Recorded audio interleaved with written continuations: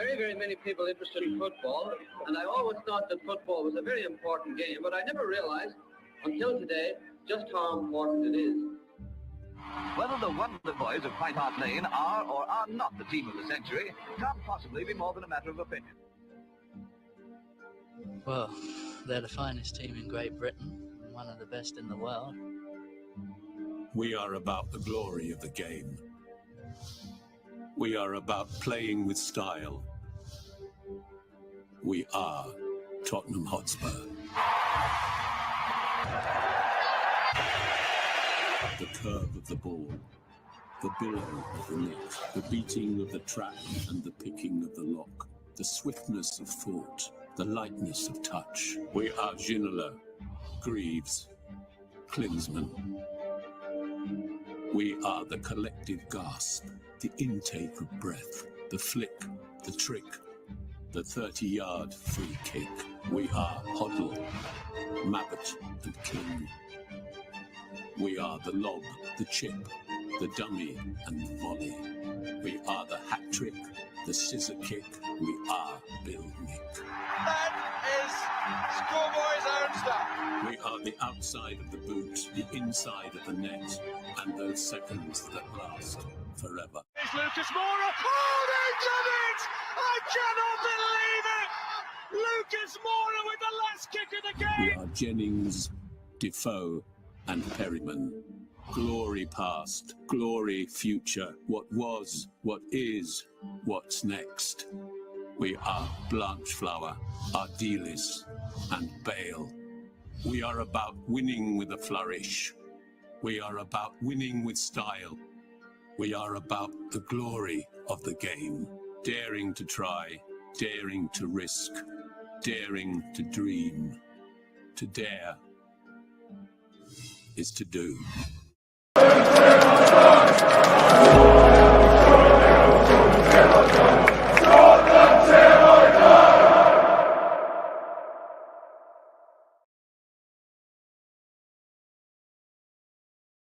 I don't know what's happening here. I think this is Philip trying to do a takeover. I honestly think it's him. It is. It is. No. It is. It is. You've got the steering wheel. You control it. Yeah. You're the one with the disease, not me. Gee, that didn't take you long.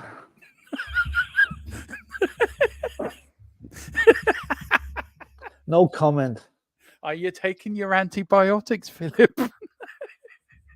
You're taking your strychnine, Dermot. Yeah, I have. Yeah, I've taken That's it about good. 3 hours ago, and it didn't work. Must be slow, but a slow working one. It is. It's about a 20-year one. It worked in about 50 years time.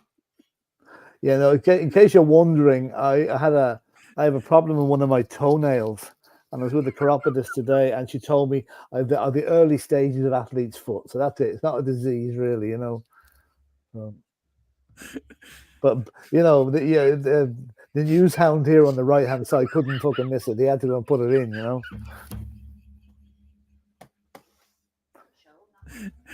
Nothing sacred around here. If you don't want it spread around the world, just tell Dermot. You said it was okay to say that at the beginning, by the way. I said it was okay to say it, not at the very start. Just give me a chance to respond. Anyway, done it now. Yeah, Denzel, how are you? I'm all right, Del boy. How that came around? Me and Philip love Only Fools and Horses, and there was a bit. I think was it the Jolly Boys outing? Jolly Boys outing, yeah. Marlene goes missing. No, that wasn't that one. No, it was going down. They wanted Denzel to drive the bus. He said, "I can't drive. Well, you've got a disease, a bloody earache I have, or an ear infection." You know. Yeah. Do you remember the one Marlene went missing? Oh, and yeah. The Boise had dug. You think you've killed her? You've killed her and buried her in the back garden. Oh, great stuff. I tell you one thing: if they were to put Only Fools and Horses on now, I don't think it would last as long. Well, they'd have to tone down some of the dialogue anyway, because it's 70s and 80s. It wouldn't suit now. No, it wouldn't. It wouldn't suit at all. But hi, guys. Anyway, back at the ranch. Welcome.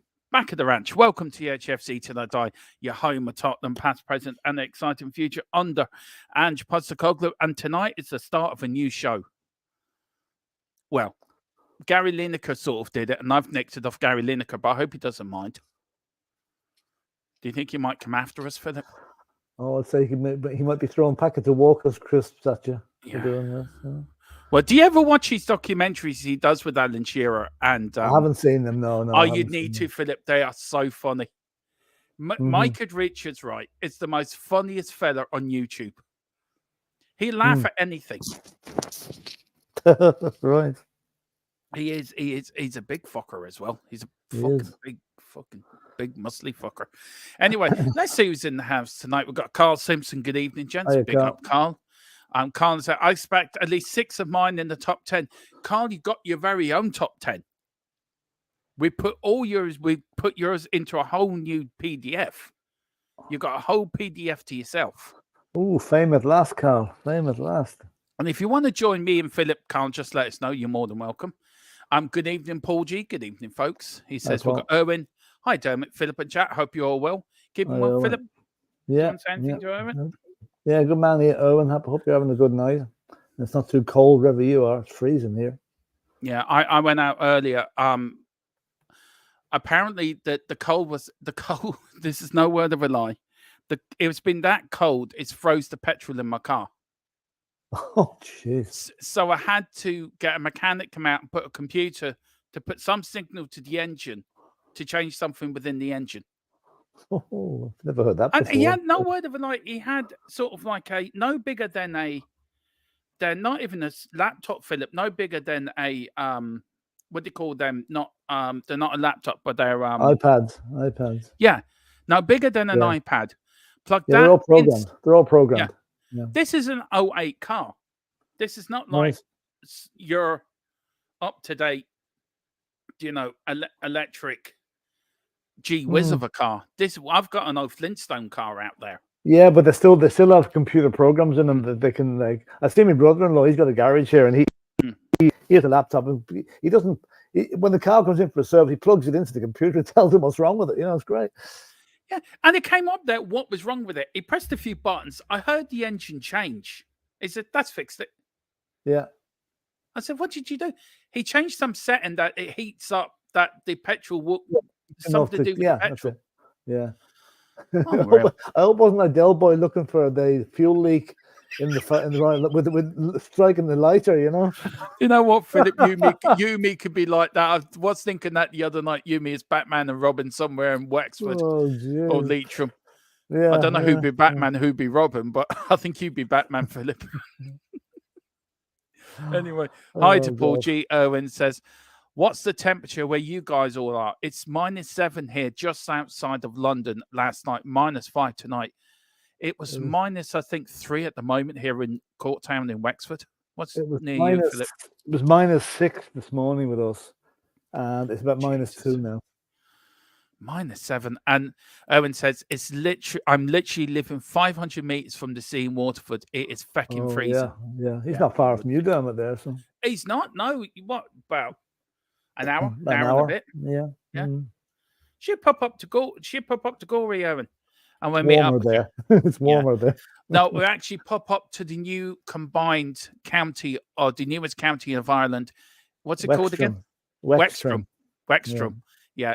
Leitrim and Wexford have come together just to prove to Dave there in Kildare that we are the #1 Irish fans, and his county's sort of been dwarfed by us. Now, that I was watching last night, Philip, before we get on with the show, I was watching the Cillian Murphy documentary on the War of Independence. And, I've seen that. It's very good. It's very good. From the start of the Easter Rising right up to when the treaty was signed, including the Civil War. Yeah, and what made me think, Philip, was watching that was, I said it to Derval as well, if they turned around to see what Ireland was like now, and for all the sacrifices they made, they'd be turning in their graves. They'd be proud of it, I think. To see something in some ways they'd be proud, in other ways they wouldn't, so. And that sort of brings me on, Philip, to what we're talking about tonight. Why I started with that is about the FA Cup. And the founders of the FA Cup, Philip, way back in the 1800s, how would they feel to see the competition it's become worldwide, going around the world, hundreds of millions of viewers every cup final. The biggest day in the football calendar, what it used to be. How do you feel they viewed the cup final now, Philip? Pardon me, yeah, they would have been lovely. They were very happy with it up to about the year 2000 or 2001, when Man United didn't take part in it and went off to play in some bean feast out in South America or somewhere. So I think it's lost a lot of its gloss over the years. Now it's still a great competition to win, but I don't think it doesn't hold the same excitement it used to when you were a kid and when I was a kid. That was the big day of the year, was the cup final. Now I actually don't remember when I watched one last. No. You know? What did the FA Cup final mean to you, Philip, as a kid? What was your first FA Cup final you remember watching as a kid on the telly? I think the first one would be about 1965. I think it was. I think Liverpool and Leeds played that one.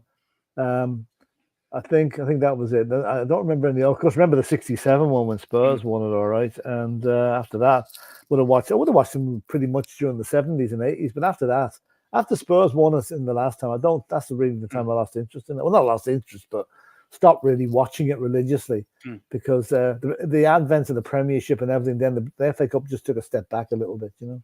Yeah, I think for me, '81. I can remember the noise of Wembley as a little kid back in '81. But I think I can remember '84 being my first cup final. I remember, the road to UEFA Cup. The UEFA Cup. But the FA Cup final, the road to Wembley, Des Lynam, Jimmy Hill presenting it. And I think for me, that was the fixture for me as a kid growing up, was Des Lynam and Jimmy Hill. They were the FA Cup They were on the beat, and then you had ITV because it was broadcast on both the channels. And it was unusually, yes. Brian Moore now, he was doing that. Yeah, and then it had Greavesy and Saint and Greavesy doing their little bit. So I think it's lost a lot of its magic. I still love the FA Cup. Don't get me wrong. I love the FA Cup, but anyway, me and Philip have whittled this down to a top 10 FA Cup finals. It's a personal choice, really. It might not be everybody's choice. It's our choice. Now, it took a lot of arguing, a lot of thumping. Philip thumping me over the head with a big stick, telling me you're doing this, that's it. I said, yes, Philip. It's wide-ranging, isn't it, really? It's over a couple of decades. It goes from 1953 up to 1991. 1991, I think. Yeah, we haven't done any of the more modern ones. We've done the kind of middle range ones from the people might remember and maybe might never have heard of. Some of these games you mightn't have heard of, but they're steeped in FA Cup folklore. And then Carl's gone for the modern ones because that's all he can remember. Okay, yeah, that's it. Because he wasn't around back in the day. Yeah.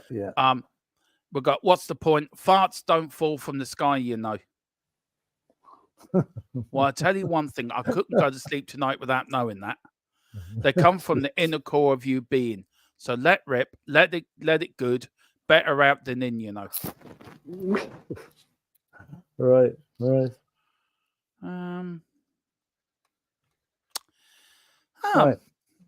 I don't know where to go on from that, Philip, to be fair. It's a hard act to follow, but we'll start with our first cup final. We're going to try. Spurs strongly linked to Antonio Nunes now. I have heard that. Also, a bit of breaking news this evening, Philip. I've got from our source. Aston Villa have sent an official bid for Morgan Rogers and Middlesbrough. So Aston Villa are now looking at Morgan Rogers. But that's the latest I've got from him. I hope they'll be very happy together. In other words, who the fuck is Morgan Rogers? He's a rum. Did you know that's a new rum? Morgan. He's a what? Rum. The drink rum. Oh, Morgan. yeah, Captain Morgan. Yeah. Captain Morgan. That's who he is. He plays for Middlesbrough. David Clark says, I know that the worst two FA Cup finals were Spurs QPR and Spurs QPR. Yeah. Well, from a Spurs fan point of view, 1987 has got to be the worst one as well. Where's your brown paper bag? I forgot. Jesus. The dustbin left today. It went in the bin. I'll tell you what I'll do. I'll throw a blanket over my head like that, right? There you go. Okay. Philip, we're going to start the 1987 Cup final. No, come on. I refuse to discuss it. Why? It's the one Spurs game I will not hear anything about. I just cannot.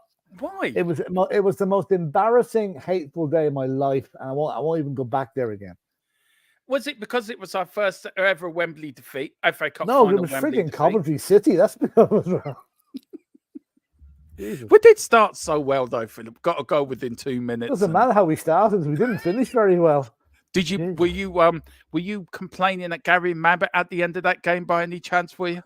No, I think I was away buying a new TV because I put my foot through the one we had. You joking? No, I am. Yeah, I am.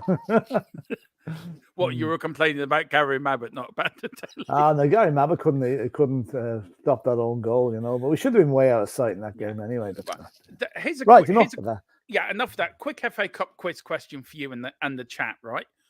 87 Cup final. I know, bring it up again, Philip, but there is a good question to this. Right.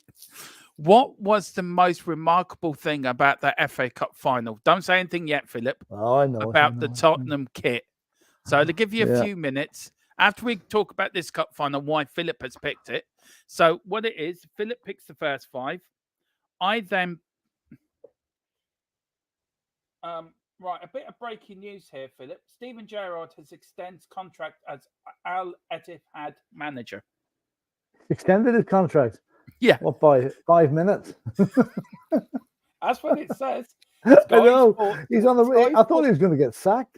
Same here. Sky Sports, Steven Gerrard extends contract to Al Ittihad manager. Right, okay. Well, good luck to him. I thought he was getting the sack. Oh, did they? Anyway. Yeah, what was why was the 87 Cup final between Tottenham and Coventry so special? Right. And it's the only thing to happen. It's never happened before, and it's never happened since. So let you keep thinking that. Now, Philip's picked the first 5. I've now picked the first. Then I picked the first 5. But after each one, after we've read out our 10, we're then going to put them in order. So let's see if we get right. Philip, we're starting at 19. This is the first one. So do you want to talk about this? Your 5, and then I'll do my 5. This is known as the Stanley Matthews final. Now, for those of you who might be a bit younger than me, Stanley Matthews was a winger who played for Stoke City, Blackpool, that area, around the 40s and the 50s. He was probably the best winger that there was in Britain at the time, right? And this final was actually, at the time, it equaled the highest scoring final since 1890 with 7 goals in it, right? Really? Now there's a guy called Stan Mortensen playing for Blackpool. He scored a hat-trick. It was only the 3rd hat-trick in the final and the first one for over 60 years at that time, right? Now, Stanley Matthews and Blackpool were 3-1 down after 55 minutes. Yeah. Right? Which in a cup final would normally be fatal, right? Now, then Matthews got into action. He flew down the right-hand wing. He crossed over from Mortensen to make it 3-2. Somebody else made it 3-3. Then in the last couple of minutes, he scored. Mortensen got another goal to win 4-3. Now, Matthews was carried off the pitch as the man of the match. He literally won the game on his own, apart from the hat trick. And it was Perry scored the winning goal, not Mortensen. But Stanley Matthews, then he played until he was about 40. He retired well into his 40s, and I think he's long dead now. But in 2010, the boots that he wore in that final were sold at auction for 39,000 quid, which mightn't be a lot when you compare to, other Maradona or whatever. But the interest in his stuff was so good that in 2014, his winner's medal was sold by his family for 220,000 quid. Yeah. And then the last thing that went in 2018, the match ball, which is one of the real heavy old leather jobs, was sold for 5,250. So when I was growing up, that was the final everybody was talking about. It was the most incredible final. There's been many more since that. But as you can see there, it was the same thing happened. And what happened in 1953 as well was Edmund Hillary became the first person to climb to the summit of Mount Everest. And believe it or not, the Second World War had been over almost 8 years at that stage. But rationing only officially ended in 1953. Technically, it's 1954, but most things were available in 1953. So it just shows you how long it took to get back to normal after the Second World War, did Edmund Hillary came back down again? Oh yes, he did. Yes, he did. It wasn't a one-way trip. No, he was actually with a guy called Sherpa Tenzing, who was another. Was he a Tottenham fan? No, he wasn't. He was a guide. He was a guide. All right. Yeah. Who went up the hill? Who went up Everest and never come back down again? Quite a few people. There's been quite a few. Yeah. Anyway, Carl's got it. Carl's got the answer spot on. So listen, I've starred your responses to that. Philip, 53. That was well before you were born. Why did you pick 1953? Why did it come to you? Is it because it was the Matthews final, or was it because of what you were brought up on as a kid? It's just because it was the most famous final around that time. It was before Tottenham did the double. Tottenham doing the double kind of took over a bit then, but it was just one of those games everybody talked about for years afterwards, because it was one of the highest scoring finals ever. And there was between two local rivals. Both Blackpool and Bolton are quite close to each other up there, and they were powerhouses at the time. And the fact that it was such a close match, and a team came back from 3-1 down, which doesn't often happen in a cup final. Carl was there on that day reporting for us. Me and Philip, of course, were doing the live watching log. I'm just going to move my position here, Dermot, if you don't mind. Have you been ordered? He's gone. He's gone. Right. Quick off subject. I've just turned on Ipswich versus Ghana. And where is Salah? He's injured. Stanley Matthews retired from professional at 50. Jesus.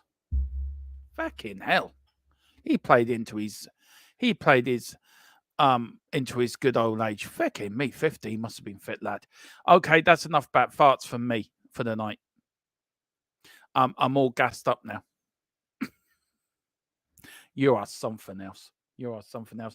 And he also says the next best English talent we need to be signing Adam Wharton, Alex Scott, Archie Gray, Joe Bellingham, and myself. What's the point, FC? The fart master at your service. What are you going to do? Fart the referee every time he gets the wrong decision? Might knock him out, actually. But anyway, yeah, Philip's now going to go to 1958. Now, a little bit of 58. Of course, it was the year of the Munich air disaster as well, when most of the Manchester United team died in that horrific crash in Munich when they were coming back from a European Cup game. Matt Busby, of course, very badly injured. I think was 12, Philip, if I'm rightly, of the team died. There wasn't 12. I think 6 died. 6 died. Some of them household names as well, Philip, of the time that were playing for England. Bobby Charlton survived. He did, yeah. Bobby Charlton survived. A couple of Irish lads were killed in it as well, Paddy, what's his name? Paddy, the goalkeeper. Harry Gregg. Harry Gregg, that's it. Yeah, and it was not Danny Blanchflower's brother played for Man United. He was involved in it as well. He was badly injured in it as well. Yeah. But this was the Sympathy Cup final. Everybody in the country was rooting for Manchester United to win this, because obviously they'd gone through such a horrific thing about only 3 months before in February. So it just shows you how close it was. Can I ask you a quick question, Philip? Sorry, I want to ask you a quick question about this. When you were a young lad, right, was 58 the Munich? Was that still fresh in everyone's mind? What happened at Munich, or did it seem to seep away when you were a young lad? As the years went by, it got less and less talked about within. No, it was still right through the 60s. It was still very much on everybody's mind. I mean, it still is. I mean, what are we talking now? 65 years later, it's still commemorated every time. They have a clock at Old Trafford that stopped at the time the plane crashed. So it's still a very, very emotive thing in Manchester, and everybody everywhere really, But as it was, Bolton weren't in the mood for any sympathy vote there. They just went ahead and won the match 2-0. But the United team, they only fielded 4 of the team that was in that flight in Munich. And there was 9. They played the FA Cup final the year before against Villa and lost that one as well. They had 9 changes. There's only 2 of the team that played in 57, played in 58. And one interesting part on this one was that Bolton not one of the Bolton stars. Well, they only had 11. There's no substitutes in those days. Not one of the Bolton team cost a transfer fee. Not one penny. There were 11 Englishmen, and they didn't cost a penny. They're all homegrown, which is quite amazing in the current climate today, you know. And another thing that came out of that match, which is quite interesting, was Bolton's second goal remains controversial to this day because Nat Lofthouse was playing for Bolton, great striker for Bolton. He absolutely buried Harry Gregg and bundled him into the back of the net when he was holding the ball, and that the referee allowed the goal. Now it took a while, but that was the start of the movement to get more protection for goalkeepers, which has now gone to the other extreme. Now you can't even look at them when you get a free kick. Back in the day, you could charge the goalie, you could shoulder charge him, you could harass them, you could do everything. Now you can't even look at them. But that was the start of the repealing the goalkeepers, the problems the goalkeepers had with centre forwards. Yeah. So now, it was. Sorry. No, go on. That's it. I was saying there's a great film, Philip, about that time, isn't there? Jimmy, what was his name? Jimmy, the United system manager who actually put it all together, who actually got the Jimmy team Murphy. together. Jimmy Murphy. He got all that team together, didn't he? When Matt Busby was. He did. Matt Busby was still in hospital. Matt Busby was still in hospital.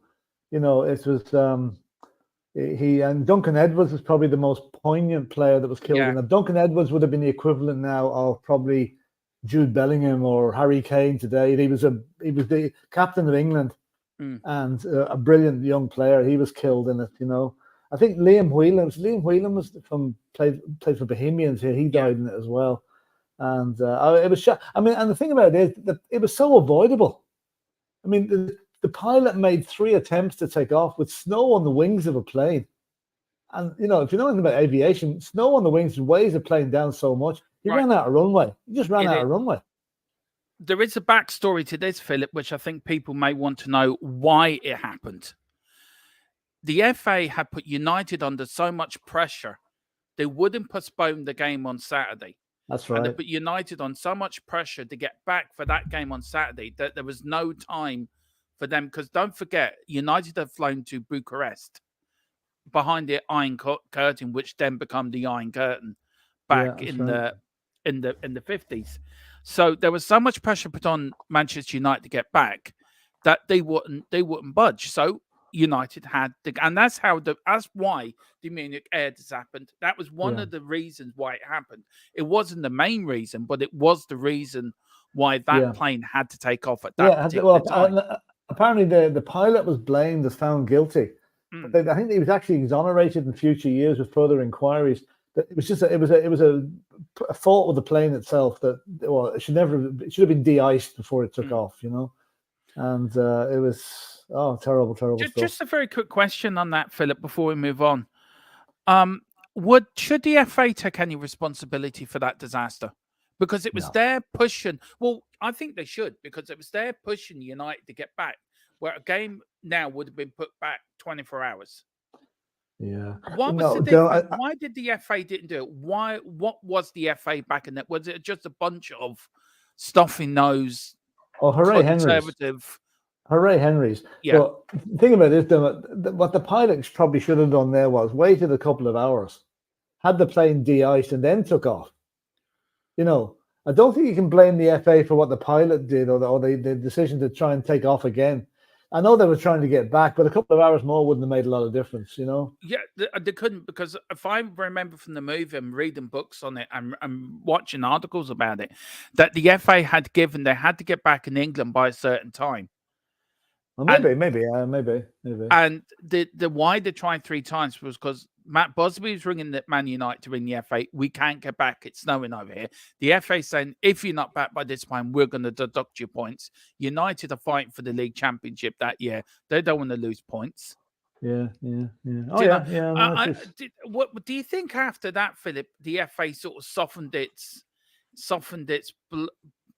its views on teams entering European competition, because they seemed to suffer it the year after it, didn't they? They seemed to soften their views on it, or did it take a few years for them to come? I don't really know. Like, I mean, the next European thing that I've only known was when Spurs got in the semi-final 4 years later. You know, so I don't know, Dermot. That's the answer to your question. I don't honestly know. I wouldn't have read into it as much to come up with an answer like that, you know. It shows I'm a bit of a football nerd, really. Sorry. Yeah.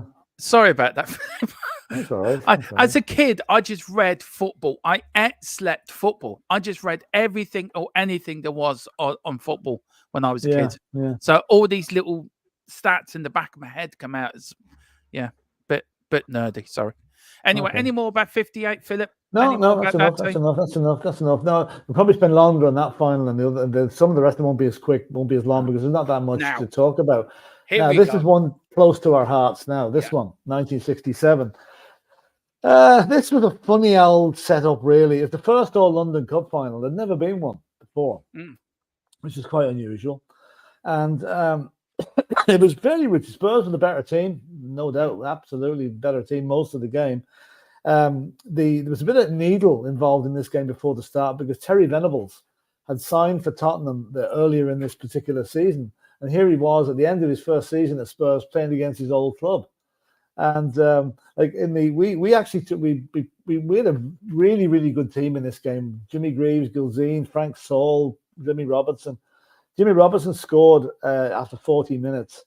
And then Frank Saul got the second goal about halfway through the second half. And it was comfortable for Spurs. But then Pat Jennings, who didn't make many mistakes, made a mistake with a cross that came in. And Bobby Tambling headed a consolation goal in the 85th minute. So it was a bit of a nervous last 5 or 10 minutes, but we got through it. But the thing that this is probably the milestone in this cup final, apart from being the first London one, was this was the first FA Cup final to feature a substitute. Really? If you remember, up to 1966, there were no substitutes allowed in any of the major games. In 66, 67, they kindly consented to allow one substitute. One. And that was the same way that way for a number of years after that. But Cliff Jones, the great Cliff Jones, was our substitute. And the Chelsea substitute was a guy called Joe Kirkup. The Chelsea manager at that particular day, obviously we were managed by the great Bill Nick, was Tommy Docherty, who went on to manage Manchester United in future years. And it was I remember I was going to school there, and one of the lads in the class had just moved up from London, and he was a dyed-in-the-wool Chelsea fan. I couldn't wait to get to school on the Monday morning just to rub his nose in it, you know. And I go, well, what happened to him? He was off sick. Oh, was he? Yeah. I could just imagine. I eventually got him, but it took a while. I could just imagine a little Philip Brady back in the day going there with his chip on his shoulder, his cockerel in one hand, and a bit of snow in the other, saying, "Ha ha ha, we beat ya."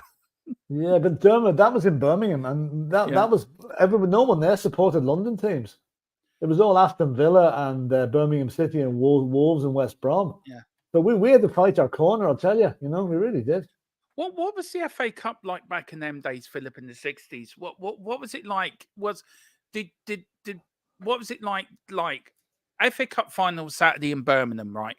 Yeah. What would every household be doing in Birmingham if they had a young lad in? It'd be all around, because I'm supposed telly wasn't big in back in them days, was it? Oh, no, there was loads of telly. Everyone had telly, all black and white. No, there was no colour at that stage. Well, maybe it's just starting to be colours.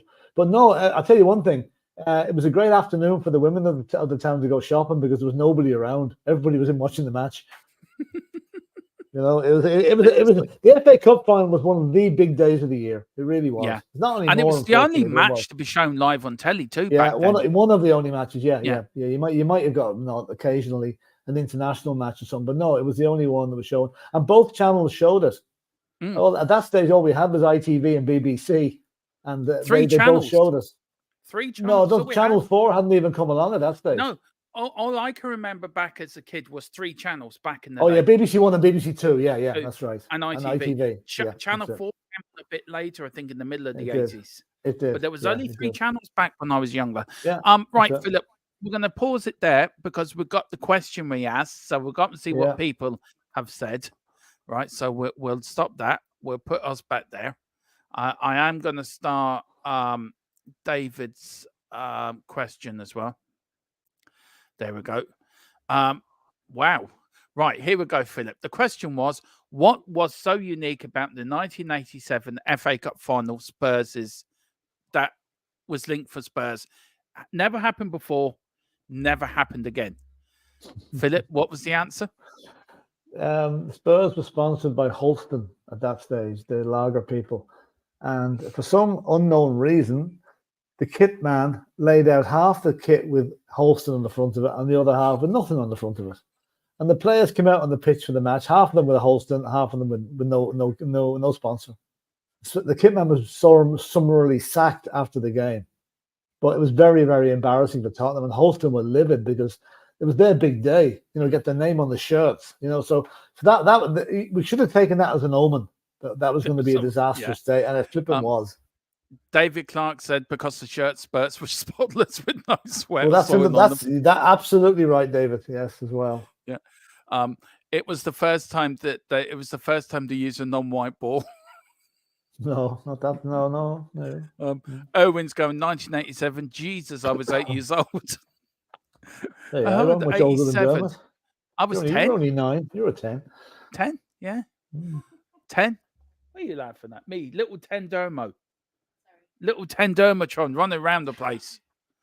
Derv was laughing at me because she was just thinking of a little 10 Dermotron. Going, look at me, I'm good. I'm a Spurs supporter. Come on, you Spurs, yay. Yeah, my granny had come down from Coventry. I had an aunt that lived up in Coventry.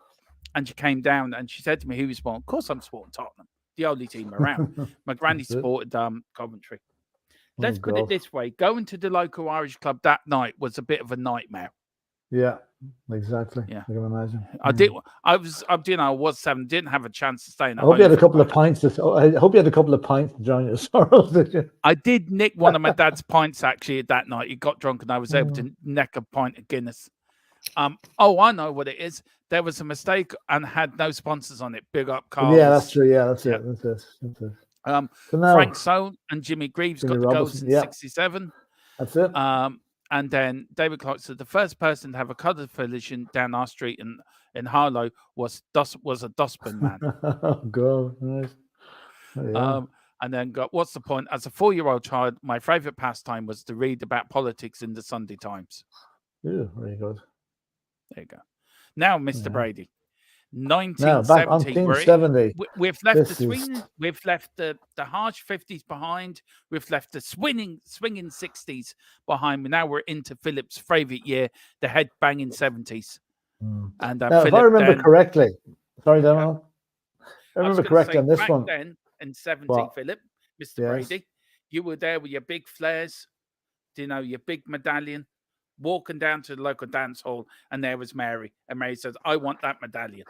So there you go. If only. Anyway, yeah. You're so funny how you do respond to that. That was long before I met Mary now, long before. Yeah. I was only a kid anyway. Well, sort of. Anyway, this was the match. The first game of this game was played at Wembley Stadium on more or less, like, you could have played it on Brighton Beach. There was so much sand on the pitch. Apparently, that? I'll tell you why it was, because the FA, in their infinite wisdom, allowed the equestrian people to hold the Horse of the Year show on the pitch at Wembley. Oh, I remember this. Do you remember that? And it meant that the pitch was absolutely, it was dreadful. It was the worst pitch I think I've ever seen in my life for a cup final. It was an embarrassment, but it was a great game. It was a 2-2 match, and it was. Now, this is another reason. This is a unique cup final. And so we look at the dates it was played on. The 11th of April and the 29th of April. Now, first of all, why was it played in April? Because if you remember back in 1970, England were the World Cup champions. Yeah. A long time ago, wasn't it? And the FA, in their infinite wisdom, wanted everything finished up early that season so England could get acclimatized to the high altitude in Mexico City for the World Cup that was coming up in the summer. So everything was played early. And of course, Chelsea and Leeds put a spanner in the works by drawing the first match. And that was the first time an FA Cup had been drawn a final since 1912, since the year the Titanic went down.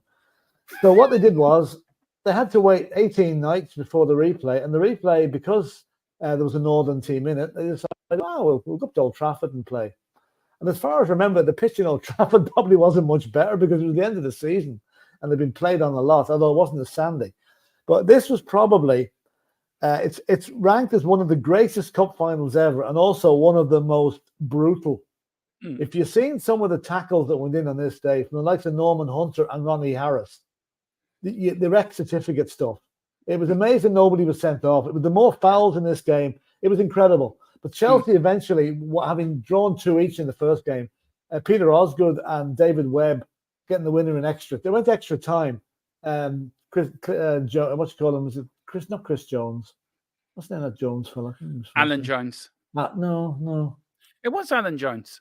And it was Alan Joanne, whatever his name was, scored for equal or put Leeds ahead in the first half. But Chelsea came very strong in the second half and they won it. But another weird and wonderful point about this game was it was the first time that a female commentator had ever commentated on an FA Cup final. Now, it wasn't on TV, obviously. They hadn't got that far, but it was on the radio. BBC Radio 4 commentary was by a lady called Mary Rain. It's just interesting, little bit of waffle. But anyway, Chelsea went back with the FA Cup, and this is pre-Abramovich, of course. And what do you call it? They in that year, I didn't actually know. I've forgotten this, Dermot. You can see at the bottom of the screen there. Between 1970 and 74, the teams that were beaten in the semi-finalists held the 3rd and 4th place. I found that outright, and I couldn't believe it. I never knew to tonight there was a playoff between the 3rd and 4th playoff team. Never knew that. Well, I tell you, it was something or nothing, really. I mean, it's.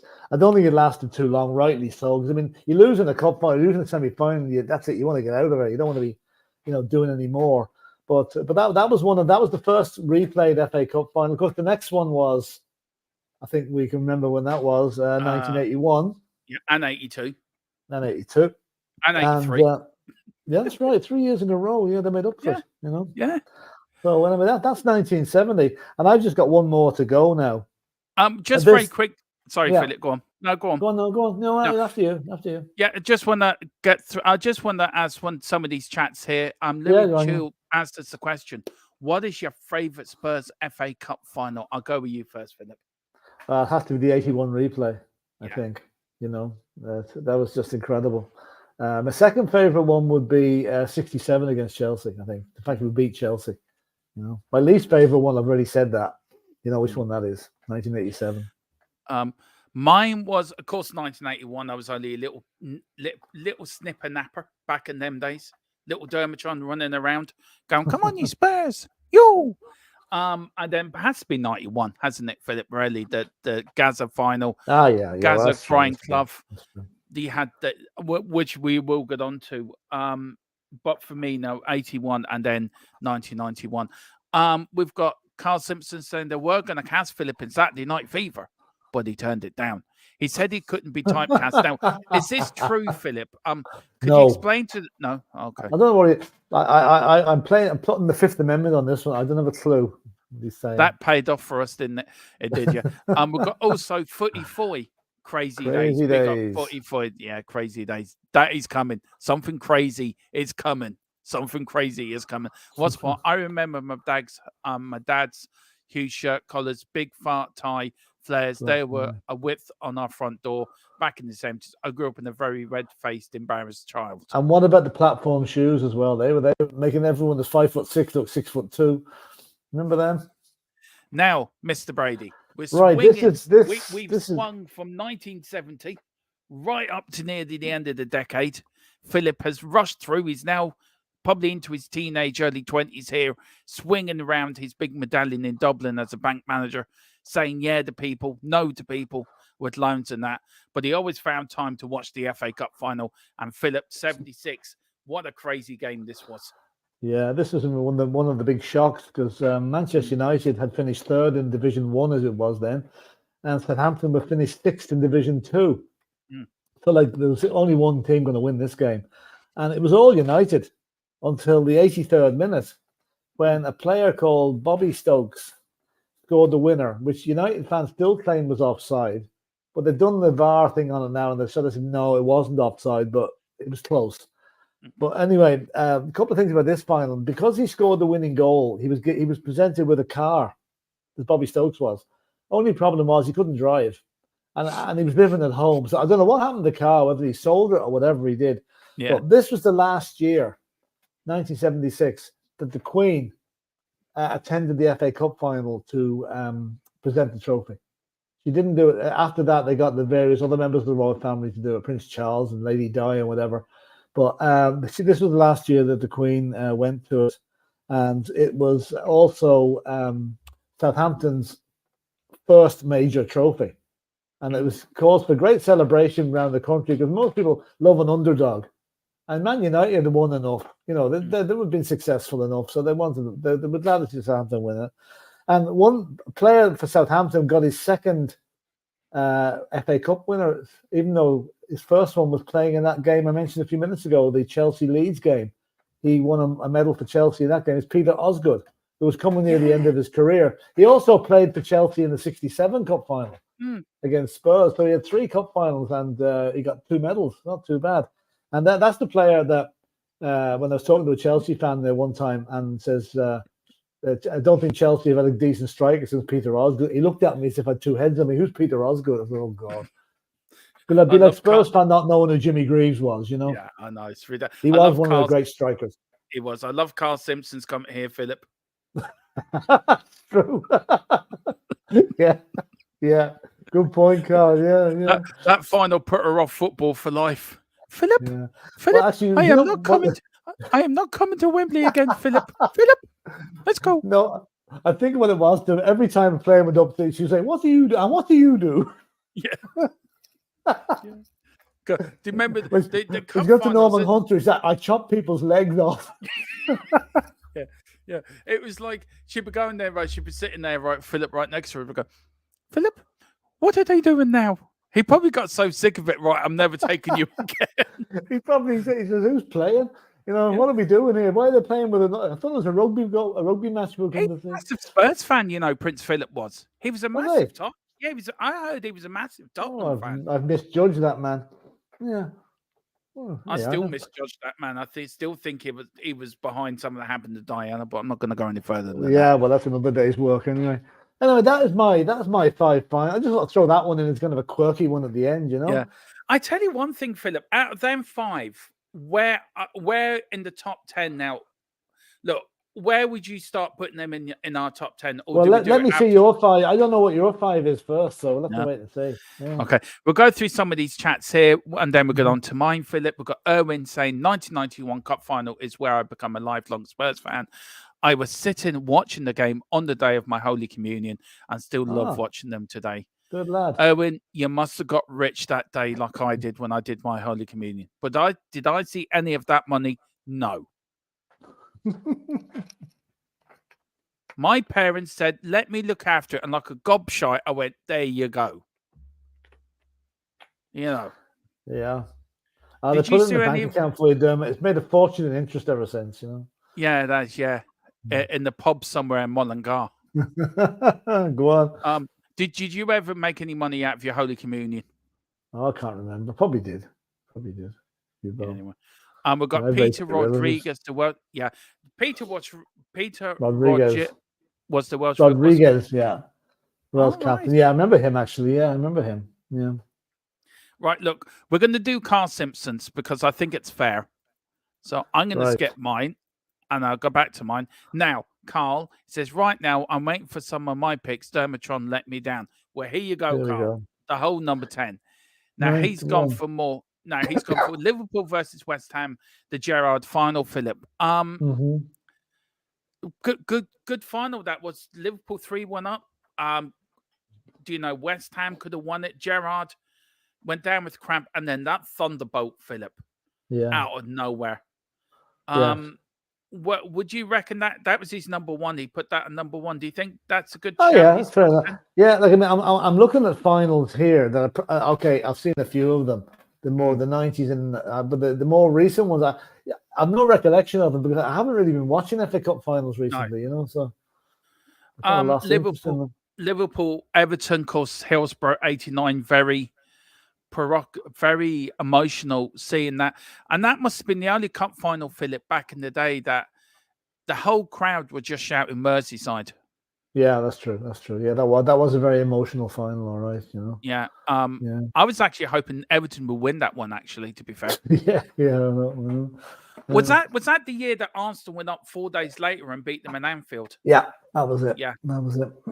Of course, Michael Thomas with the goal that ruined my summer. That ruined my summer. Him scoring that goal. Now, can I just say there is a mistake within Carl's top 10? Oh, let me see. Now, you know where it is, Philip, because we had this discussion earlier.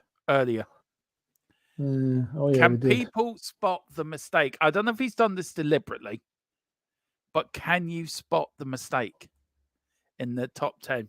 It was a great final as well, the one he has slightly put the wrong team in for. I know we discussed this earlier, but anyway, Man United versus Palace, Parker dancing. Oh yeah, I remember when Palace scored, the Palace manager did a jig on the touchline. Oh, right. That was funny. Of course, Liverpool, Arsenal, Michael Owen, 2 goals, Philip to stop Arsenal winning the FA Cup in 2001 after beating us in the semi-final, by the way. Yeah. Look, Man City, Tottenham, of course, 81, Philip. Oh, yeah.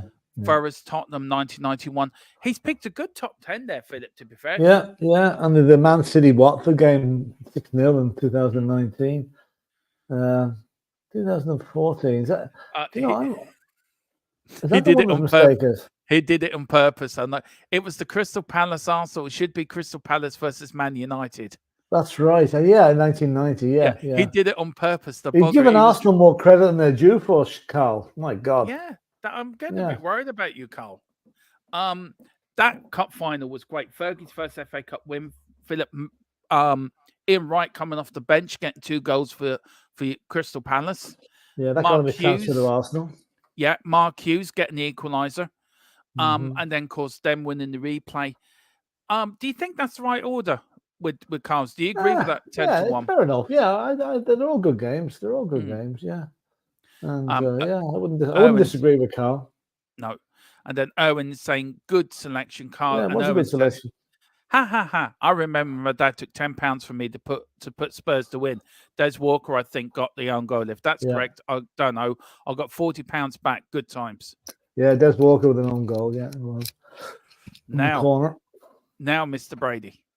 Now, here we go. Now, we're still in the swinging 70s. Philip is still swinging around his medallion like John Travolta back in the day. But there was also a special year. My first cup final was a very special year because it was the year that DERMOTRON was born. It's the year I came swinging and kicking into the cold air on the 5th of February, singing, "Come on, you Spurs." Yeah, and of course, Elvis heard about it in August and shuffled off. Heard Dermot had arrived. Yeah, Elvis thought, do you know what? This word ain't big enough for the both of us. Not room for the 2 of us. I'm off. I'm off. Where's me hamburger? Yeah, I'm going to take it somewhere to Hawaii. It was a lot happened that year, actually, 77, to be fair. It was a great year to be born, actually, to be fair. There was a good bit happened. Yeah, there was, actually, yes. Yeah. Saturday Night Fever came out as well. That's Star Wars came out as well in 77, if I remember rightly. Yeah. Tottenham got relegated. Yes, that was a sad point. Yes, and I don't know. I don't know if you're going to blame me for that because I was born that year. No, I can't blame you for that. The day I was born, actually, we lost to Leeds 2-1 away. All right, okay. Nice. Very good.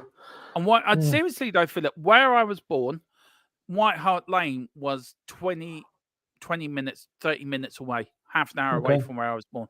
Right. Very good. Now, so you could hear it was the roar of the crowd that brought you on, but no, it wasn't. It was my mother saying, "I'm sick of you in my tummy. Just get the fuck out." And I'm saying, "No, it's too cold." Anyway, this is, course, 21st of May, 77. The big derby, Philip, Liverpool versus Manchester United. Man United were turning FA Cup champions, if I remember right. No, FA Cup losers the previous year to Southampton. Playing a very almighty Liverpool side who won the league by 1 point against Manchester City. But as you can see, went on to win their first ever European Cup a few days later. Philip, what do you remember of this cup final? Look, I picked it because for me, why I picked it was the Liverpool nearly did the first treble. United came back a year later, won the FA Cup. You had players like Keegan and plays for Liverpool, and Tommy Doherty was a manager for Manchester United. 10 years on from losing against Tottenham to come back 10 years later to win an FA Cup as a manager. What was so special about this FA Cup final? Was it because of the teams? Was it because of the what could happen? Liverpool on the treble. What was so special about this cup final? Do you think 3 goals in 2 minutes? That was the special thing. 3 or 4 minutes. All the goals were in the first 10 minutes of the second half. I think that's what made it exciting. Other than that, I don't remember a whole lot about that game now. But it was what would you say? United scored first, Stuart Pearson, then Jimmy Case equalised, and Jimmy Greenough got the winner. Like Liverpool hadn't finished celebrating before Greenough scored the winner. So then they held on to win the game in the end, and good win, and stopped Liverpool from cleaning up nearly that season. Yeah, they nearly did the treble, and also Philip, it was sort of the start of the domination for Liverpool, wasn't it, that year? They did a good. It was Liverpool. Then remember Nottingham Forest took over at the end of the decade to win the Champions League or the European Cup, whatever it was. So it was. It wasn't a good year for Spurs. Absolutely brutal year for Spurs. That's my great year for me. That year. Good year for you. Yeah, it was. 5th of February. My birthday coming up. Do you know? He's dropping hints, lads. He's dropping hints. Yeah. I'm hoping for a surprise party, Philip. Okay, right. Okay. Now, 84, Philip, the first FA Cup final, I sort of really do start to remember now. And I remember being sat down in front of the telly, like with a drink and some crisps and the drink, and the whole day was just football, which I loved.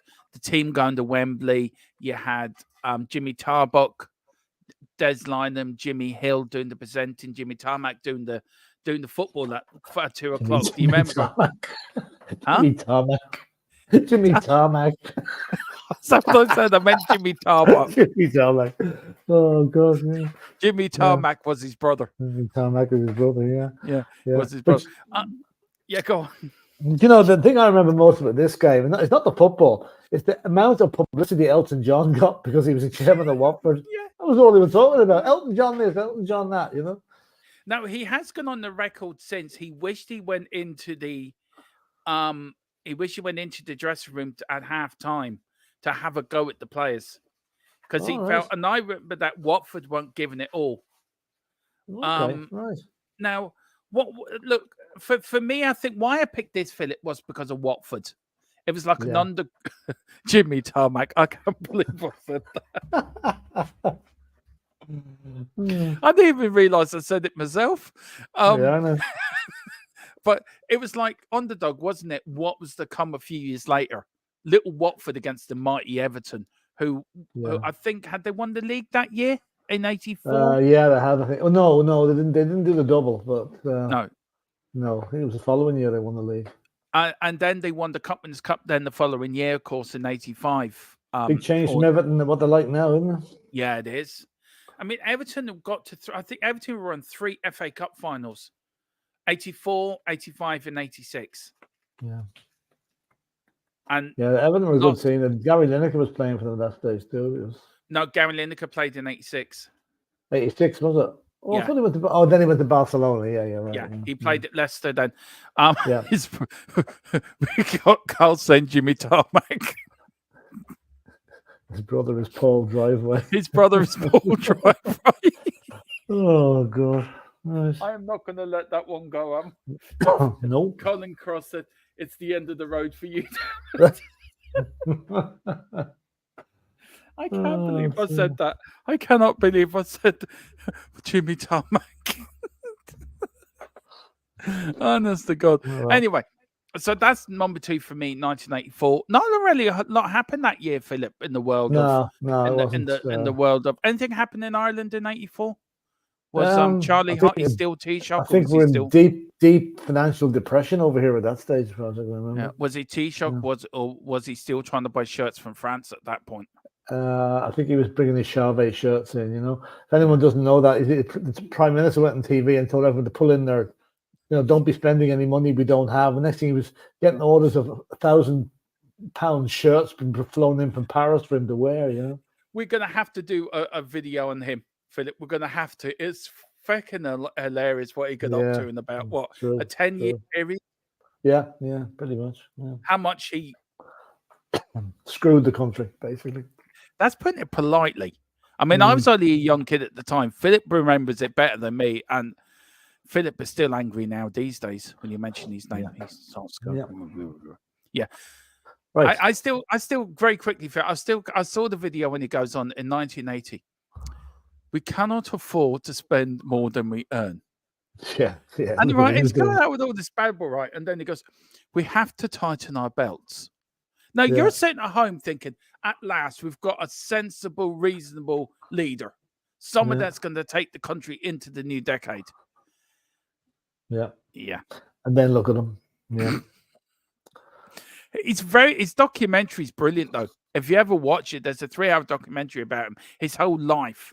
It's just from start to finish. It's just, they should make a movie about him. But they did make a 3-part drama about him on RTE. Oh yeah, that's true. Do you remember Dermot? Your namesake Dermot Morgan had a radio program called Scrap Saturday. Yeah, and he used to take the piss out of Charlie Hockey on. Oh, it was every Saturday morning. It was the only thing worth getting up for on a Saturday morning. Listening to this, it was brilliant. It really was. And the politicians hated it because every one of them got a go on it, you know. And the woman who was having an affair off was putting it in the paper. Slight hints as well. That's right. She went in the Late Show there and coughed up everything, you know. Yeah, I felt sorry for his missus, really. I actually really did. Yeah, absolutely. Anyway, back to this. Liverpool again. I love the Merseyside derbies, Philip. It's something about. It was 86 for me. It was like magical. 86 was my first year in Ireland in Mullingar. I remember we just got off for the school holidays. It was FA Cup final, and a few of my mates come round to watch it with me, who'd never seen a football match before, never watched the FA Cup final. So we're in the sitting room watching the cup final, and just rarely all them were Liverpool fans, and it was like I was the only Spurs fan in Mullingar. I think I'm the only Spurs fan in Wexford, and it was like I don't know. There'd never been a Merseyside final before. And it was just everyone in with one each other. Everyone was getting along. There was no fighting. There was no hassle. It was different. It was like a good family day out. It was like back to the good old days. Yeah. Do you know what I mean? As a football fan. Yeah. Of course, Gary Lineker, first season with Everton, his only season with Everton, gave them a lead. Then, of course, Craig Johnston, the Australian, and then Ian Rush with 2. Liverpool completed the double that year, Philip, because Kenny Dalglish. Question for you, Philip. Who was Kenny Dalglish assistant manager for the 85-86 season? Oh, my God. And that's for the chat as well. You've got 5 minutes. I haven't a clue. I'll let you know in the private chat. I'll give you a clue in the private chat, Philip. But for you at the chat, who was Kenny Dalglish's assistant manager? I'll give you a clue. He was very successful. Tarmac. It wasn't Jimmy Tarmac. It was hang on, I'm getting one back now. It was Terry Cement. He had a massive link to Liverpool. Okay. That narrows it down to about 48,000 people. Well, do you want another clue? If I give you this other clue, it's going to give the game away. Wow. He was linked to the boot room. Oh yeah. I think I know. Yeah. Few minutes. It was also the year the shuttle disaster as well, Philip. Yeah, in 86. I remember what that was shocking, terrible. Yeah, my mother, bless her. We were sitting watching it on the news, and she actually turned around to me, and she said, "Wouldn't it be funny?" She said, "if that shuttle blew up." And about 10 seconds later, it went kaboom. And the look of I always remember as a kid the look of horror on her face. She probably blamed herself for it. She did. She went to mass the next day and went to confessions. I know. The priest said to her, "Don't worry." Bless me, Father, I caused the space shuttle to crash last night. Oh, God. What was your thought when you saw that, Philip? Because there'd never really been a major space shuttle disaster, was it? No. Do you remember? That was a that was broadcast live on RTE News. That shuttle launch. It was. I remember it well. Yeah, it was. They were showing they showed all the launches live, and it just happened to be on live on RTE, the news, and it happened live on TV, which was even more incredible. And it was horrible. It really was. It was really horrible. Yeah, it was. Erwin's put Terry Cement had some hard was some hard man in his day. I still can't believe I said Jimmy's tarmac. I can't believe that. Dermo is a closet scouser. I am not. These are my favourite FA Cup finals. Stop you. Stop.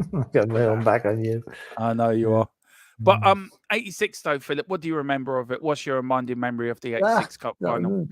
Not really. No, second Liverpool again. I think that's probably the best way of describing it. I wouldn't have been a Liverpool fan, never have been, you know. And here we are again. The following year they're back again, but this is a good result. This was the crazy gang versus the elite, the aristocrats. The crazy gang won it. Yeah, was it the crazy gang versus Culture Club? That was it. Yeah, that's it. Yeah, crazy gang versus Culture Club. Vinnie Jones. Yeah. And oh my God, they although Wimbledon, I went down an awful lot in my estimations when John Fashion did that tackle on Gary Mabbutt. Yeah, that was around that time. Yeah, maybe the season after that. So, you know, they were Wimbledon were a lovely novelty act for a while, but people tired of them very quickly. They saw the antics they got up to on the pitch. But yeah, you had Dennis Rice. Dennis Wise. Yeah. I said Wise. Don't worry. You have Vinnie Jones. Yeah, you had Dave Laurie Sanchez, Dave Bassett, Laurie Sanchez, yeah. Who else do we have? Yeah, the fullback that came to Spurs from Wimbledon. What do you call him? Oh yeah, God, I can see him. I can picture him. I just can't think of his name now. Yeah. But anyway, I remember as a kid, right? Everyone's expecting Wimbledon to win this, right? And I think Liverpool to win this. Everyone would have put their money on Liverpool to win it. Nobody gave Wimbledon a chance. It was a bookie's dream, that game. Yeah, and then Laurie Sanchez with that header. Yeah, and what was also important about that final as well, Philip, it was something that happened in that FA Cup final which has never happened before. It's happened since, of course, but it was the first time ever. Oh God! I give you that. Look, I'll give you the answer to the 86 one. Yeah, it was actually Bob Paisley. Bob Paisley, was Kenny Dalglish's assistant manager to help him through that because 85 Joe Fagan resigned after Heysel. Yeah, they gave it to Kenny Dalglish and they put Bob Paisley in. What a combination, him and Bob Paisley. It was lots of experience there. Now John Aldridge, who took over from Ian Rush, who went to Juventus, Collins got it spot on. Yeah, I see that. Yeah. What was it, Philip? Gone. Dave Besson saved the penalty. First ever missed penalty in an FA Cup final. It cost Liverpool as well, didn't it? Look, this is what the FA Cup is all about, isn't it, Philip? If somebody could sum up the FA Cup in one word, 88. Yeah, that's it. It's what the FA Cup needed. They needed an underdog to win it.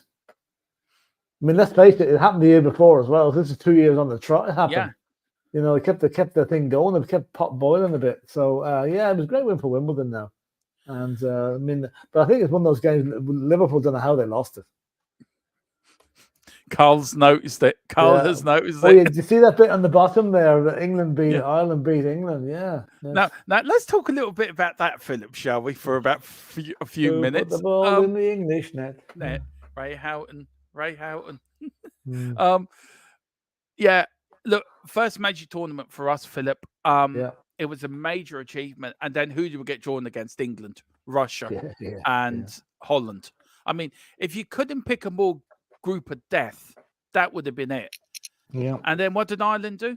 They came within a kick of reaching the semi-finals. Yeah, I know. And the FAI had no money to pay for the hotels for the semi-finals. John Delaney lives. John Delaney's father was around that time, I think. Yeah. Carl is actually putting it politely. Are you shitting me, Demo? You couldn't resist throwing Ireland beat England. No. Purely coincidental on the year, Carl. It's what happened during that year, and we felt we had to highlight it. You know? Yeah. We didn't have to. But we thought we had to. As for the balance, it's only fair. It's only fair. 33 years it took you to beat us, by the way. And when you did beat us, we had a shit team and shit manager. And we were the first team by the way, in 1946 to beat you at Goodison Park. We were the first side ever to beat England at home in the full international. Who beat you? Ireland.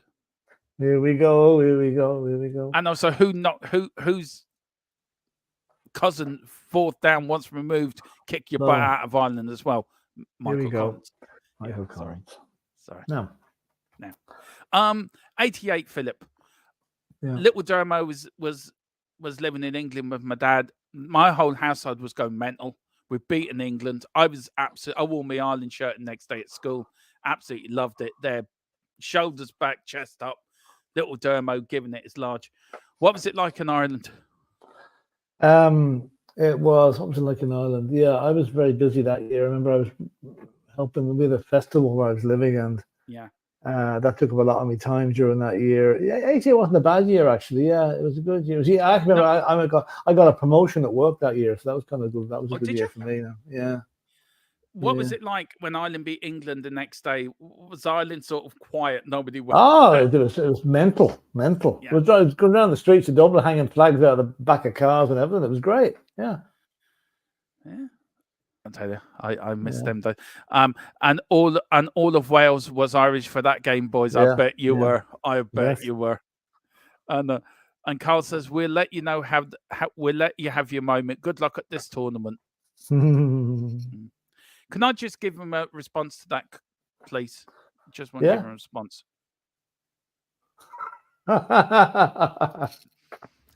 As Arnold Schwarzenegger once said, Carl, we will be back. We'll be back, is right. With our new manager. We haven't picked one yet, have we? No, not yet. No, they're waiting for you to make up your mind on it. They're waiting for you to... I told them who to pick. I said pick you. Yeah, come on. You, me, and Dave. Roy Keane. No, it's you and me. We're the Holy Trinity. You, me, and Dave. The Holy Trinity to bring Ireland back to the good days. God help us. And we've got David Shiner, Cheshire in. Big up David. Morning, Colin and Philip. Yeah.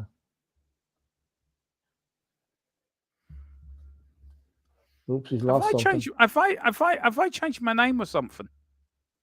No. Am I Colin? Oh, Colin. Oh, right. Oh, yeah.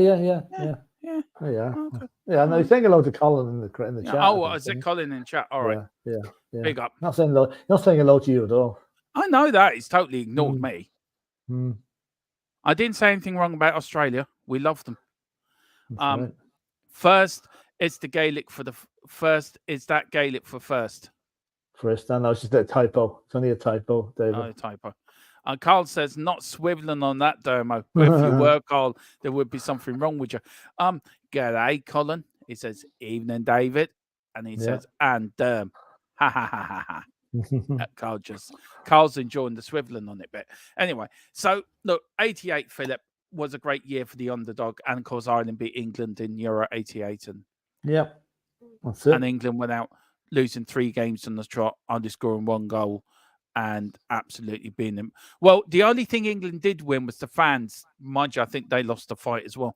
Anyway, here we go, Philip. We're ending with my last one. And of course, I leave the best for last. It is 1991. The FA Cup final. Gaza against Brian Clough. Gaza got us to that final, Philip, all the way. Really, he did. Great semi-final. Beat Arsenal. I was watching the podcast, and Gary Lineker puts a lot of praise on Terry Venables for winning that tournament. For what he did in that semi-final. Having a 5-man. Now, let's look back. Arsenal were all dominant that year, weren't they, Philip, in the league? Yeah, they were, yeah. And Tottenham came along, 5-man midfield, beat him in the semi-final, beat, of course, Forest in the final. What's your memory of that cup final? The Forest actually outplayed us for a good bit of that game, unfortunately. It was only in the second half when Paul Stewart got that equaliser that we kind of really got back into the game, and we looked a better team for the last 25 minutes or so. The extra time, we were the better team. I mean, it was unfortunate for Des Walker to score that own goal, but no, it was... But like, that game really, Dermot, to be honest with you, we should have been down to 10 men after a few minutes. Yeah. Gaza should have been sent off. Yeah. Now, we're going to put a bit of backbone, bit of meat on the bones with this now. Gaza came out like he was possessed, didn't he? Oh, he was absolutely wired. Now, was it Gary Charles, the first tackle he did on foot and the chest? Yeah. And then who was the second one? Was it Ian Wone? It was Ian Wone, yeah. Now, who was the referee? The referee was Roger Milford. Roger Milford, yeah. Now, any other ref would have sent him off. Anybody would have sent him off, you know. Why? Can you imagine it today, Dermot? Can you imagine it today? Jesus. Oh, anyway. I mean, Forrest were complaining afterwards he should have been sent off, and that's the reason that they lost the game. They have got a point, to be honest with you, because they do. I mean, it was just. That's one thing I will fault Tottenham for before that game. They should have cooled Gaza down. They should have. He went out on that pitch like a man possessed. I mean, he could have lost us that game easily with that reckless tackle, the 2 reckless tackles. Well, to actually sort of defend him and Tottenham and that, he went out in the Arsenal game like a man possessed, but he got the goal early and that settled him down. That settled him down, yeah. But remember in the 1990 World Cup as well, playing for England, and Gary Lineker going to that. Keep an eye on him. Gaza was a genius, but by God, he was prone to going off the deep end. Self-destruct, yeah. But I mean, it was okay. I'm absolutely disgusted to think that's the last time we won the FA Cup. It is. I was a teenager, and I was thinking that the other day. I was a teenager the last time we won an FA Cup. And I'm 47 in a few weeks, Philip. I'm not trying to put bonds or anything, but it's the point I'm making. I'm nearly 50. Far too long. It's far too long. I'm nearly 50, and we haven't won an FA Cup since I was a teenager. Oh, shocking. It is, and that game for me was everything I loved about Tottenham that day. It was a year that ended with a 1. It was 10 years on from the Aussie stream. Gaza. Everything was against us in that game, Philip. Gaza going off, Lineker missing the penalty with Dave, I forget the name of the Forest goalkeeper now. Stuart Pearce goal shouldn't have been allowed either. I think that should have been disallowed because of the push in the wall. There was a push in the wall, yes, there was. So that should have been. Gary Crosby was the goalkeeper. Crosby was the goalkeeper. Yeah. But my abiding memory of the whole game was after the game. Like we'd already sold Gaza to Lazio for 6 million or something as it was, and after the game we knew that time the Spurs' financial situation was not good, and my abiding memory of that was we might have won the FA Cup, but by God, are we going to survive without Gaza's transfer money? And we were damn close to not surviving after Gaza after that. So that was the worst part. That took away a lot of the joy. But what I did like about I always remember it was Gaza was taken straight to hospital, right, with the cruise ship. And all the team brought the FA Cup round to the hospital to see him after the game. There's a story behind that, and I actually found out the true story. Right. All the players wanted to go out on the piss, celebrate, meet up with their wives. The one man who said, no, we're going to see Gaza, he's the one that got us to this final, Terry Venables. There you go. It was down to him. Yeah. Now, a lot can be said about Terry Venables. He's, I think, one of the few managers that's won the FA Cup as a player and a manager. Yeah. I don't think there's many, Philip, to be fair. Probably not. No. And also, Brian Clough never won the FA Cup as a player or a manager. No.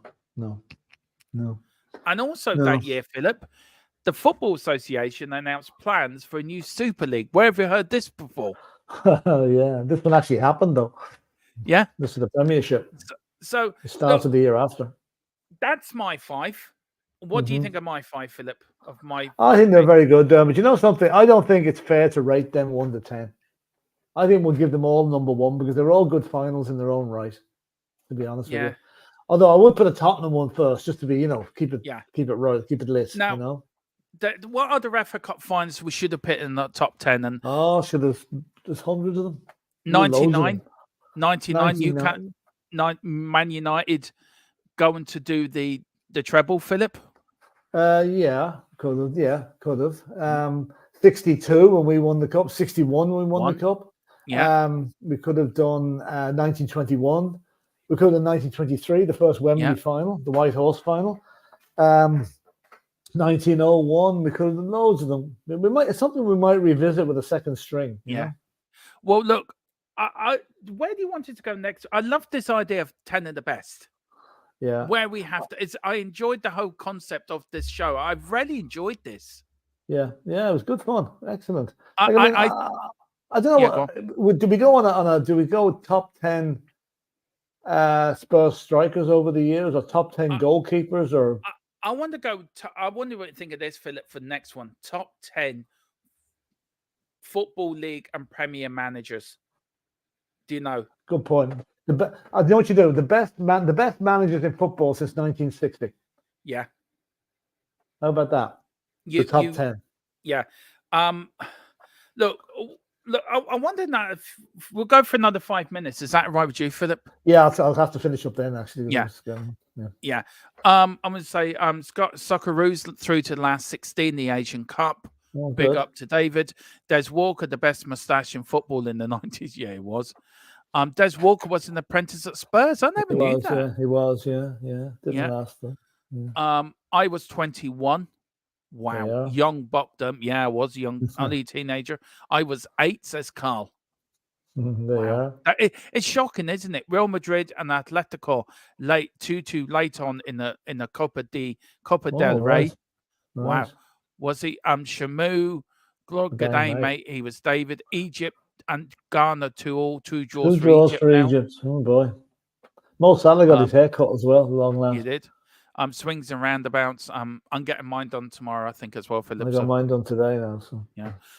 We've got John in late 99, last FA Cup of the millennium. We beat Newcastle 2-0. Do you know what? There's a team I wish that had won an FA Cup. It's Newcastle. FA Cup. It's Newcastle. Yeah, they deserve. They got beaten in so many finals. You know. There's one player who deserved it. Philip, was Alan Shearer. Yeah, what a striker that man was. Yeah, he was. Poor old Gary Lineker keeps robbing him about. We've got big up Cobber. 66 Everton versus Sheffield Wednesday. Yeah, that was a good game. That was a good game. That was a good game. 10 of the best Aussies. That'd be a good one, actually. That'd be a good one. Yeah. Didn't Preston Harry Kewell will be in there somewhere? Yeah, it will be. Did Preston win like 26-0 in an FA Cup final? Maybe back in the 1800s they might have. Yeah. 10 of the best winning runs in the Premier League. That's a very good one. That's a good one. Yeah. Bear that in mind. Yeah. That would be a good one. We've got 27. Cardiff beat Scum 1-0. Good man, Cardiff. Keep it up. I think that's the only time the FA Cup went out of England. Yeah, it is. Yeah, it is. Yeah. Geez, Colin, you're an oracle, mate. Christian Gross, no competition. Best manager ever. Yeah. There's my bus ticket. My train ticket. Yeah, in the Matrix. Jode Ramos, he was manager for 5 minutes, but won us a trophy. Yeah, he did. Yeah. And a lot of them are saying, a lot of them are just talking to each other. Philip, who was the Aussie that beat Liverpool 4-0? I forget his name. The Aussie. I think that was Harry Kewell, no? Harry Kewell. I think Harry that must have been. The Leeds, no? Yeah. Philip, look, what does the FA Cup still mean to people? What should the FA Cup mean to people? It should be the Premier Trophy. It should be the one everyone wants to win. Yeah. I would love to win the FA Cup this season, I suppose. I think it'd be a fitting end to Ange's first season at Spurs. But whether we will or not, Manchester City might have something to say with that. Yeah. I just wish that Man United hadn't dropped out when they did to dilute the appeal of the FA Cup, because they never really got it back. It used to be 3 o'clock on the Saturday. Now it's 5 o'clock on the Saturday, or whatever time suits the TV crowd, and there's never the build-up that there used to be. So the build-up used to be half the fun, and now it's gone. Well, look, the FA Cup's always special to me, Philip, but it'd be even more special if Tottenham get to a cup final. We've got Owen, 10 best Spurs strikers. That is a good shout, Philip. Yeah, we're definitely doing. I don't know what we're doing next week, Philip. Which one do you want to do? The managers? We'll do the managers. We'll do the managers. Yeah, we'll do the managers. And there's the strikers the week after. Any managers that's swinging your head at the moment, Philip? I can think of Matt Busby, Bill Shankly, Bill Nicholson, Alex Ferguson. I suppose you'd have to put in Brian Clough as well. Yeah, there's a few that likes that. Yeah. Now, I won't be putting too many of the present crop in, because I think a lot of them are. Anyway, I don't think no good. I think Ange Postecoglou should be in that top. Oh, 10. absolutely, yes, absolutely. And yeah. also David Pleat for going around corners very slowly. Here we go. Here we go. Here we go. Very slowly. This channel is now being sponsored by the AA and RAC. Allegedly went round corners very slowly. Allegedly, yeah. But Philip, look, Carl said it means 2024 Spurs are FA Cup winners. Yes, that's it. Big up to Wayne, played for Liverpool in the 86. Mark Viduka. That's him, sounds right, actually. And Ange played with Viduka at South Melbourne. All right. Okay. Wow. Very good. Very good. Philip, thank you so much for doing the show with me. No I problem. really enjoyed it. Yeah, it was good fun. It's a new show. Fun. Yeah. Now, is this replacing the roundtable discussion? For until we've exhausted the repertoire, for a few weeks anyway. Yeah. There's no ends to this show. You know, I know. So we can mix and match. You can do it for a few weeks and go back to the other one, and then come back to this. You know. There's one I love to do: 10 best World Cup teams. Yeah. Or 10 best World Cup. Like I saw one the other night: 10 best league controversies. Yeah. Football league, and you got like Eric Cantona's kick, Kung Fu kick. Yeah.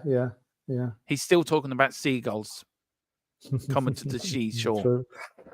Anyway, thank you all so much for watching. Problem. We are back tomorrow. Now we may be on a bit later tomorrow because I've got the doctor's appointment. So, are we on what time suits you tomorrow, Mr. Brady? Tomorrow, not good for me during the day. Even time's all right. I have a very heavy. So should we come on tomorrow. about 8 o'clock? Do news beat at 8?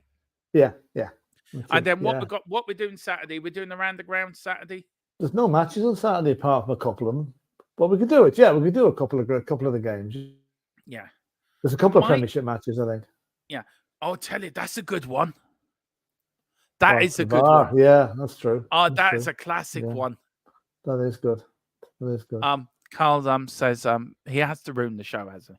That would take about 3 seconds, Carl. What are we going to do the rest of the show? 3 seconds. What's his 10 best moments?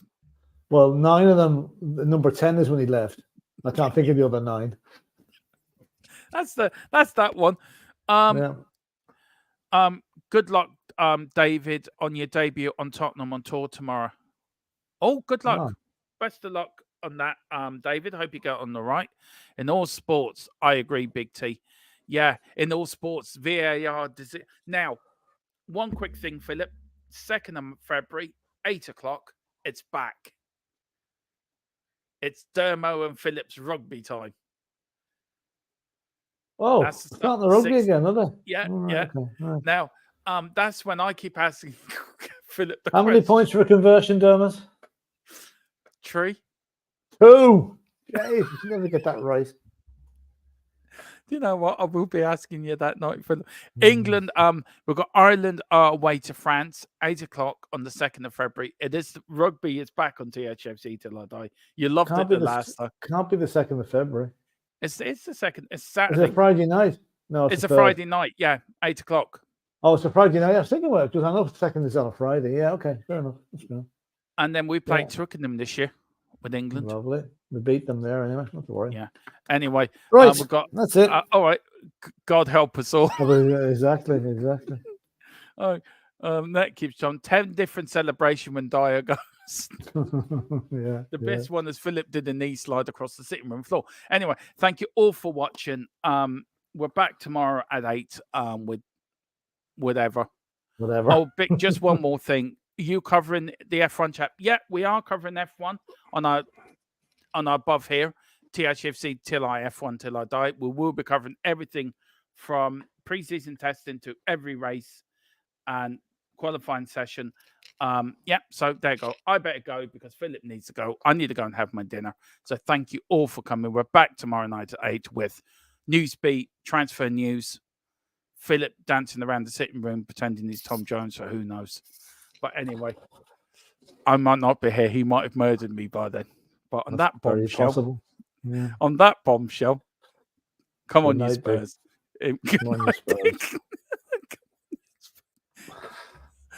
What a way to go out. Good night, Dick. Exactly. Very, very many people interested in football, and I